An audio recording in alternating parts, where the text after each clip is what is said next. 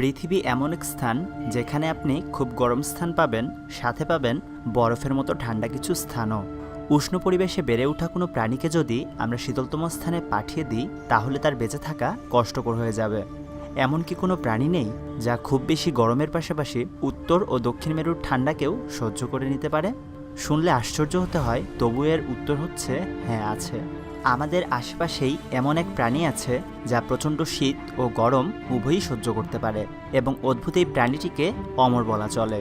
অদ্ভুত এই প্রাণীটির মজার সব তথ্য জানতে ভিডিওটি সম্পূর্ণ দেখুন।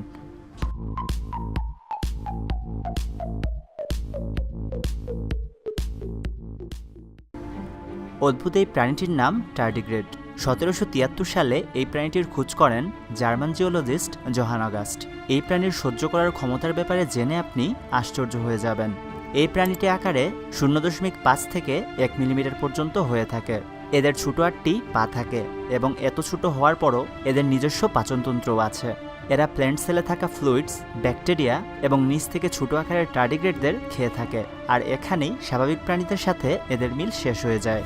আমাদের পৃথিবীর সবথেকে শীতলতম স্থান ওইমিয়াকুনের গড় তাপমাত্রা -50 ডিগ্রি সেলসিয়াস। ওই স্থানেও এ জীব আরামে বসবাস করতে পারে। মূলত এই তাপমাত্রা টার্ডিগ্রেডের জন্য কিছুই না।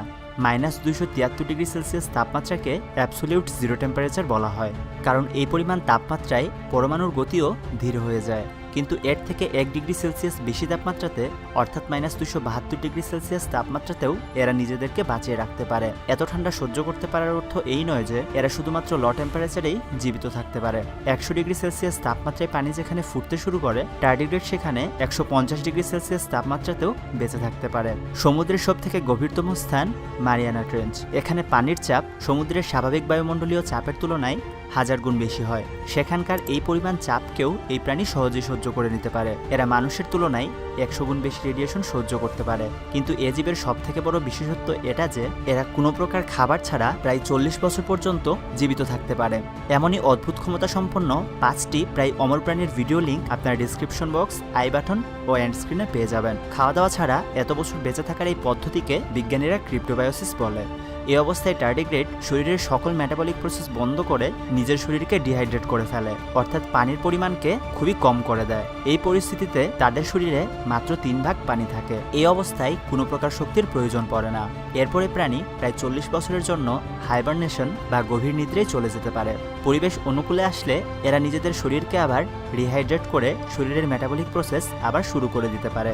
এরপর এরা খাবারের খোঁজে বেরিয়ে পড়ে। 2007 সালে নাসা হাজার পরিমাণে এসব টার্ডিগ্রেড নিজেদের সাথে নিয়ে যায় এবং খোলা মহাকাশে আয়োনাইজিং সোলার ও গ্যালাকটিক কসমিক রেডিয়েশনের মধ্যে রেখে দেয়, এটা দেখার জন্য যে এরা এত রেডিয়েশনের মধ্যে বেঁচে থাকতে পারে কিনা। কিন্তু আশ্চর্যের বিষয় তো এটা যে এদের মধ্যে বেশিরভাগ টার্ডিগ্রেড বায়ুহীন মহাকাশে এত তেজস্ক্রিয়তার মধ্যেও জীবিত ছিল। মহাকাশে না কোনো পানি আছে, না কোনো বায়ু, এর উপরে আছে তীব্র রেডিয়েশন। এসবের পরেও এই প্রাণী সেখানে জীবিত ছিল। বলা হয় এরা পৃথিবীর সবথেকে পুরাতন প্রাণী। পৃথিবীর ভিন্ন ভিন্ন প্রতিকূল পরিবেশে এতদিন থেকে বেড়ে ওঠার ফলে এদের ডিএনএ খুবই অদ্ভুত এবং পৃথিবীর অন্যান্য জীবীদের তুলনায় একদমই ভিন্ন। এই টার্ডিগ্রেড আমাদের চারপাশে থাকা পানি সেচেতে স্থান, মস ও শৈবালে পাওয়া যায়। টার্ডিগ্রেডকে দেখার জন্য প্রথমে কিছু মস সংগ্রহ করতে হবে এবং কয়েক ঘন্টা পানিতে ডুবিয়ে রাখতে হবে। তারপর মস পানি থেকে তুলে মস নিংড়ে সব লিকুইড একটি আলাদা প্লেটে নিতে হবে। তারপর যদি আপনার কিছু প্রয়োজন পড়ে তবে তা হচ্ছে একটি মাইক্রোস্কোপের সাহায্যে আপনি অবশ্যই টার্ডিগ্রেডকে ওই প্লেটে দেখতে পারবেন। বেশি কম তাপমাত্রায় যে কোনো প্রাণীর সেল বরফখণ্ডের মতো জমে গিয়ে ভেঙে পড়া শুরু করে। ঠান্ডা পানিতে থাকা অন্যান্য জীব এ পরিস্থিতি থেকে বাঁচতে নিজের শরীরে অ্যান্টিফ্রিজ লিকুইড তৈরি করে নেয়। এ কারণে তাদের শরীরে বরফ তৈরির তাপমাত্রা 0 ডিগ্রি সেলসিয়াস থেকে আরও বেশি কমে যায় এবং 0 ডিগ্রি সেলসিয়াস তাপমাত্রায় এদের শরীরের সেলে থাকা পানি বরফ হয় না। কিন্তু টার্ডিগ্রেডের শরীরে এমন অ্যান্টিফ্রিজ লিকুইড পাওয়া যায়নি। বিজ্ঞানীদের মতে টার্ডিগ্রেড তার শরীরে হওয়া ক্ষতিকে শরীরে অ্যান্টিঅক্সিডেন্ট তৈরি করে ঠিক করে নেয়। কিন্তু 150 ডিগ্রি সেলসিয়াস তাপমাত্রায় যেখানে সেল মেমব্রেন সম্পূর্ণভাবে নষ্ট হয়ে যাওয়ার কথা, সেখানে টার্ডিগ্রেড কীভাবে বেঁচে থাকে তা বিজ্ঞানীদের আজও অজানা। বিজ্ঞানীরা এর খোঁজ করছেন। এসব প্রশ্নের উত্তর পেলে হয়তো সুদূর ভবিষ্যতে আমরাও প্রকৃতির প্রতিকূল ও ভয়ানক পরিস্থিতিতে বেঁচে থাকতে পারব। ভয়ানক প্রতিকূল পরিস্থিতিতে বেঁচে থাকতে পারা ও ভিন্ন ধরনের ডিএনএর জন্য অনেকে মনে করেন টার্ডিগ্রেড ভিন্ন কোনো গ্রহের প্রাণী, যা অনেক হাজার বছর পূর্বে পৃথিবীতে কোনোভাবে চলে এসেছিল। আপনার কি মনে হয় টার্ডিগ্রেডের এই ক্ষমতার পিছনে কি দায়ী? হাজার বছরের বিবর্তন নাকি এরা ভিন গ্রহের প্রাণী? কমেন্টে অবশ্যই জানাবেন। আর এমনই রহস্য রোমাঞ্চকর ভিডিও পেতে চ্যানেলটি সাবস্ক্রাইব করে নোটিফিকেশন চালু করে নিন। পরের ভিডিওতে দেখা হচ্ছে। Till then, tata.